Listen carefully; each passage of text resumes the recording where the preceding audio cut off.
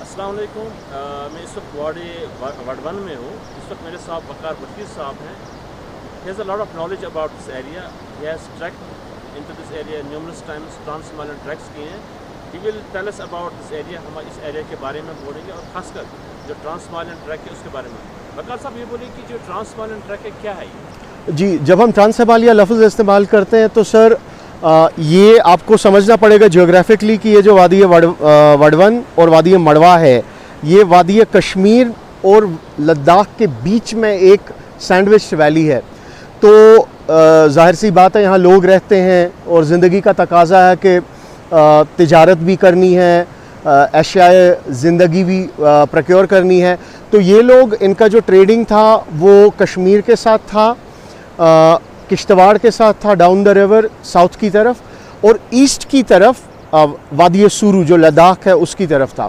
तो motor roads थे नहीं, तो कश्मीर के जाने के लिए भी आपको दर्रों से जाना था, जैसे मरगन था, या फिर फांबर से होके सिंथन से नीचे जाते थे। और किश्तवाड़ की तरफ दर्रा नहीं था, लेकिन अलोंग द रिवर 5 या 6 दिन का रास्ता था पैदल।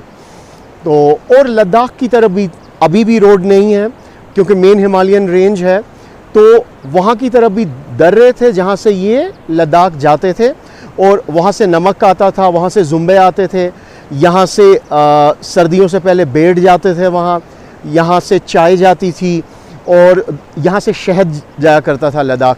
तो ये इसकी बहुत एक दिलचस्प एक ट्रेडिंग हिस्ट्री है। तो ये जो भी रूट्स थे जहाँ से ये तिजारत होती थी, जहाँ से ये कॉमर्स होता था, या ये सीजनल माइग्रेशंस होती थी, इनको हम ट्रांस हिमालयन रूट्स कहते हैं। और ये बहुत ही खूबसूरत इलाके हैं, बहुत ही खूबसूरत माउंटेन ट्रेल्स हैं, लेकिन बहुत ऊंचाई पे हैं। ये सब पास 14,000, 15, 16, 17,000 पे लगते हैं। तो ये सब ग्लेशिएटेड पासेस हैं। ये जैसे आपके कश्मीर में पासेस हैं, ड्राई पासेस हैं, जैसे आप मरगन से आए, इसमें कोई बर्फ़ नहीं है, बिल्कुल एक हरी भरी वादी है और आपने क्रॉस किया, लेकिन ये पासेस ग्लेशिएटेड पासेस हैं, इसीलिए इनको कहते हैं सागुर लोकल लैंग्वेज में। So local language and in pure ancient Kashmiri, Sagur is a glacier, and इस पूरी रेंज को संगरमाल कहते हैं। और इन रास्तों को बोटवत कहते हैं। बोटवत मीन्स कि जो लद्दाख जाने वाले रूट हैं, और इन ग्लेशियर्स को बोटसागर कहते हैं।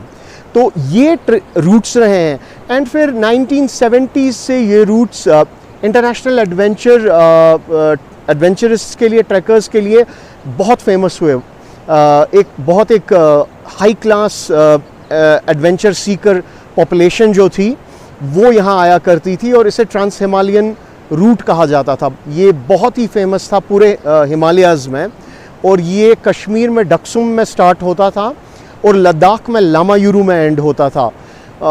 ये मान के चलिए कि 25 से 30 दिन लगते थे, और पूरा लॉजिस्टिकल इंतज़ाम होता था, और पूरा डिफाइंड रूट होता था। एंड आप तब सोचिए जब कोई कम्युनिकेशन नहीं थी, यहाँ तो आज बिजली नहीं है, तो आप 40-50 साल पहले का सोचिए, और सब कुछ लॉजिस्टिकली अरेंज होता था, और ये एक्सपेडिशंस कैरी ऑन होते थे। फिर जो ही वक्त होता गया, बदकिस्मती से फिर नामसाइद हालात की वजह से ये सब ठप हो गया, और अब 30 साल के बाद हम इसमें एक रिवाइवल देख रहे हैं। तो जैसे हम फिगर से लग रहा है कि अब टूरिस्ट आने लगे हैं, फॉरेन टूरिस्ट तो बहुत कम, लेकिन जो हमारे लोकल विजिटर्स हैं, जो डोमेस्टिक टूरिस्ट हैं, वो बहुत आने लगे हैं। तो जी, आपने कब किया पहला ट्रांस हिमालय? जी टाइम लगता है? जी, ये मैंने पहला ट्रांस हिमालय तकरीबन 15 साल पहले किया है। तो इसमें वेरी टाइम लगता है। यहाँ से जहाँ हम बैठे हैं, यहाँ से हमें सुरू वैली जो लद्दाख है, अगर आराम से चलें तो 5-6 दिन का सफ़र है। अगर आप फिट हैं तो शायद 4 दिन भी लग सकते हैं, ये डिपेंड करता है। अगर आप एक कमर्शियल ग्रुप ले रहे हैं तो आराम से चलेंगे, अगर जल्दी कोई मजबूरी है तो जल्दी चलेंगे, और ये अगेन सीजन्स पे डिपेंड करता है। अगर आप लेट सीज़न चलें तो आप बेहतर चलेंगे, उसके अपने कुछ फैक्टर्स हैं कि धूप कम होती है, ग्लेशियर मेल्ट हुआ होता है, दरियाओं में पानी का बहाव कम होता है, कि कहीं कहीं रिवर क्रॉसिंग भी आप इजीली कर सकते हैं। और कोई रूट तो बहुत लंबे जो 8-9 दिन भी लगते हैं, जैसे मड़वा से हमारे रूट अपर रंगदुम में जाते हैं, वो लंबे रूट हैं और उसके पासेस हाई हैं। तो ये वेरी करता है, बट एवरेज 5 से 8-9 दिन आराम से। जैसे अगर कश्मीर से मतलब ट्रैक करना चाहें, क्योंकि कश्मीर में बहुत सारे ट्रैकर्स हैं जी, एडवेंचर सीकर्स हैं जी यंग जी जनरेशन में, जी जी। तो बेस्ट रूट क्या रहेगा और बेस्ट सीजन क्या रहेगा उनके लिए? देखिए, यहाँ से हमारे 3 रूट्स हैं। एक तो बिल्कुल साइनाला से एक रूट जाता है, लेकिन वो टेक्निकल है और काफ़ी मुश्किल है टू ऑनेस्टली। दूसरा रूट बोबांग से है, वो स्लाइटली ईजी है, वहाँ से कम लोग जाते हैं। लेकिन सबसे फेवरेट रूट जो है, जिसे हम लोनेवल कहते हैं, वहाँ से बहुत ट्रैफिक चलता है। इनफैक्ट हमारे शेफर्ड्स भी जाते हैं, टूरिस्ट भी जाते हैं और ट्रेडर्स भी जाते हैं। तो मैं आई वुड सजेस्ट कि वो वाला रूट ले लें। That's the best route for a beginner. जी जी जी, फॉर अ बिगिनर।